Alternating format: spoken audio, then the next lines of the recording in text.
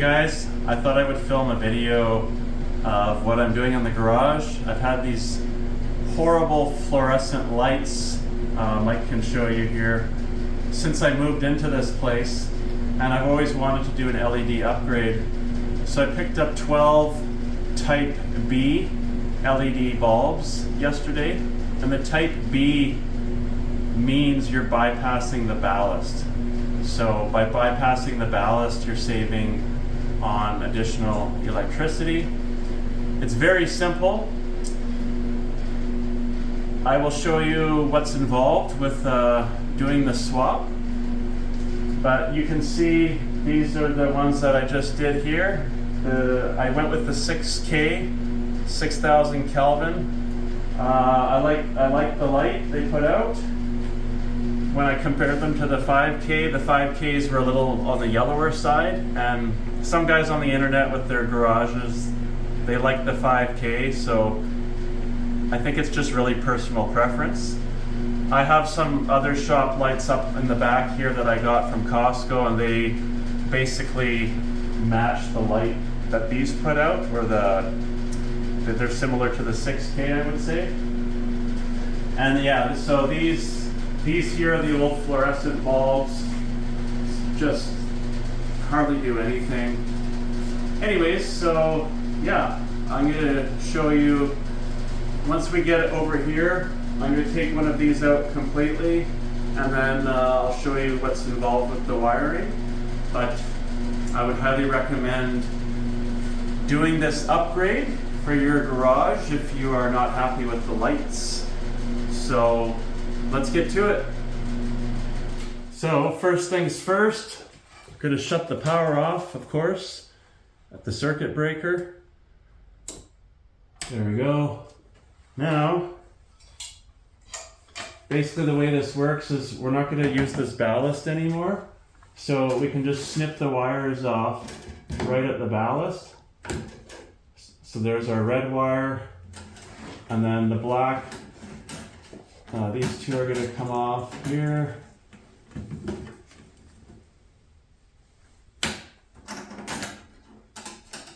And then we've got our blues on the other end. So basically all you're doing is you're taking the wires from one end. What I've been doing is I take the blue, I connect them to the white wire, take the red, connect it to the black wire, and that's it. It's really that simple. You can leave the ballast there if you want, or you can take it out and get rid of it. I'm taking it out and getting rid of it. So in this case, it's a 3/8 socket. Quickly take that out. So I just pulled the bolt out, finished taking the nut out, took the ballast out, figured you didn't need to watch all that. I try and make my videos concise so you're not wasting a lot of time watching useless stuff. Anyways, and then I stripped about 1 inch, 3/4 of an inch off the ends of each wire.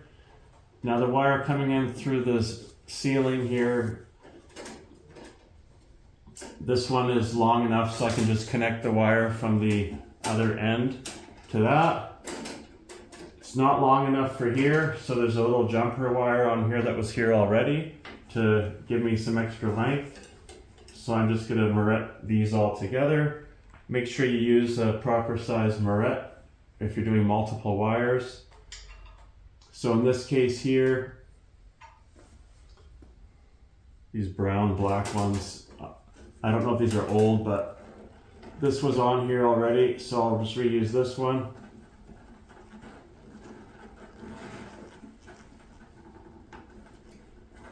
And then I'm going to need a yellow moret, which my friend Mike's gonna grab for me.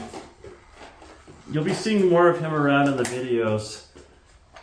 Sometimes we have a bit of a comedy show going on here, so one moret's good for now. Make sure you have these all lined up nicely together before you get your moret on.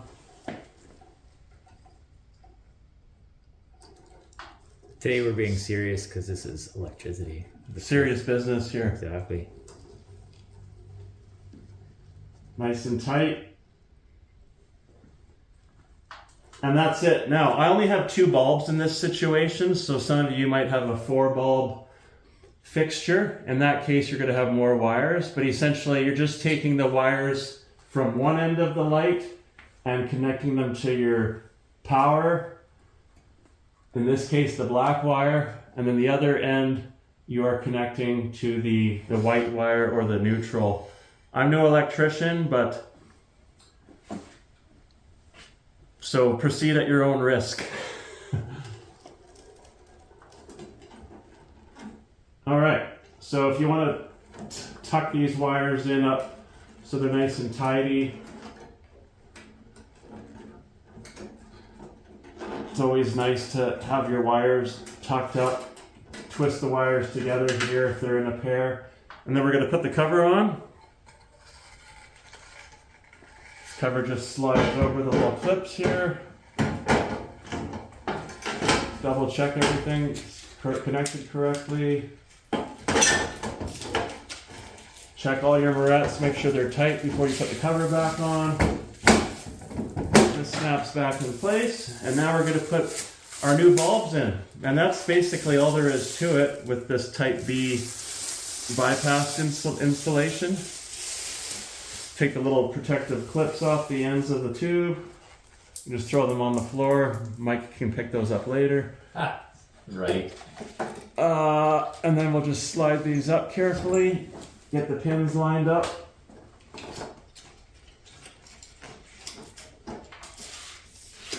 And rotate. I like to rotate the end of the bulb where the pins are, just because that, I don't know if you need to do it that way, but twisting it from the middle, I don't like that because it just doesn't seem the right way to do it because the pins are connected to the ends. So I like to spin the ends just to, makes me feel better anyways. So now we'll put this one in and then we'll do a little test. Took the clips off here this time. Oh, nice. Getting more, we always find ways to be more efficient. Sometimes you have to push the little tombstone connector a little bit because sometimes they're flexed forward to be able to get the bulb in. Like in this case here, this one's being a little stubborn. Have to push it a little bit to get the bulb to line up. There we go. And Energized? not yet, not yet.